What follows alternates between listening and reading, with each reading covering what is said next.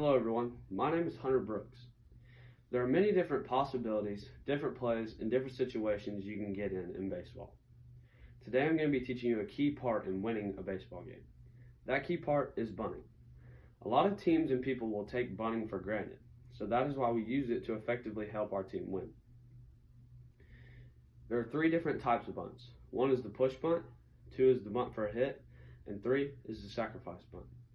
All of these bunts are crucial if you want to win the baseball game. So, bunting can sound very easy, but it can be hard if you do not know how to do it properly. That is why I'm here to teach you how to do it. So, the first bunt we will be talking about and teaching is the push bunt.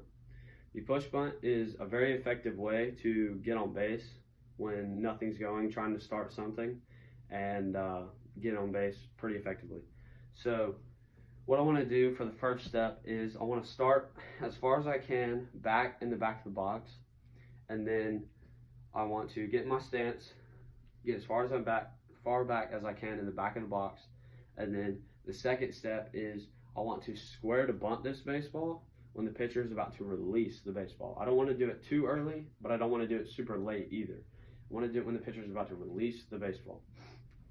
So back of the box, and then I want to square to bunt this baseball when he's about to release. And then the third step is I want to get my grip. So that means my bottom hand, I want to get it towards the top of my grip, and I want to get my top hand towards the bottom of my barrel. And I don't want to wrap around the barrel with my hands or with my hand.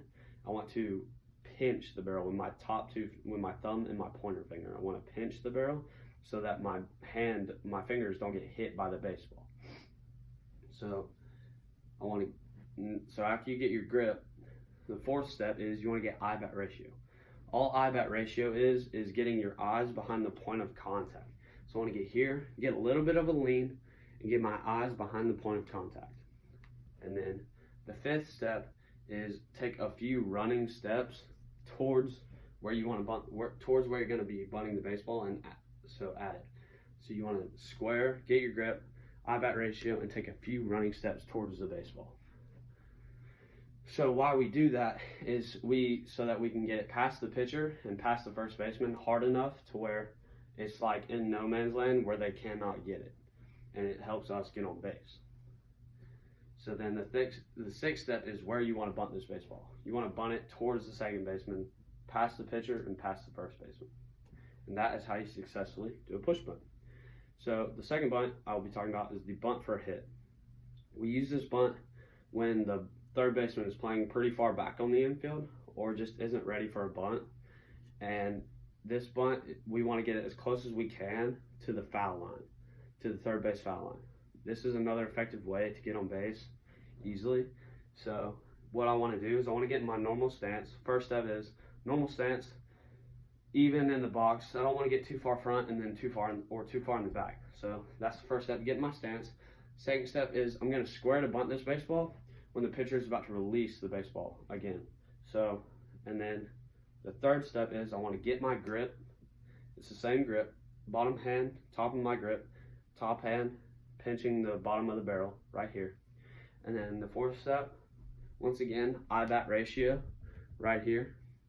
And I also want to drop step in this bunt. So once I get here, this is part of the second step.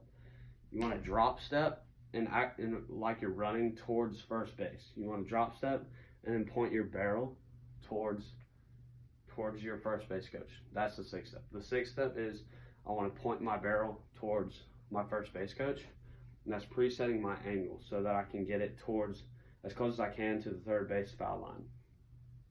And what we call it is get it perfect or foul, because if it's perfect, then you're good. And then if it's foul, you get another chance to go again. And that's how you bunt for a hit. So then the third bunt is the sacrifice bunt. That's getting yourself pretty much out, giving yourself up so that the runner can advance.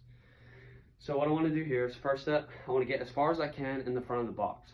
And then the second step is I want to square when the pitcher lifts his knee. I want to square a little bit earlier than the bunt for a hit and the push bunt. So the sacrifice, I want to square to bunt when the pitcher lifts his knee. The third, get my grip. Once again, same grip. And then the fourth step, eye-bat ratio.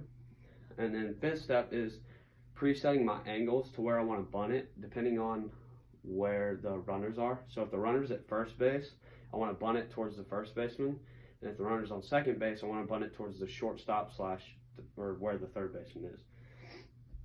And you don't want it to be super hard to ride at them, because we're trying to advance the runner and get ourselves out. So we want their only play to be us.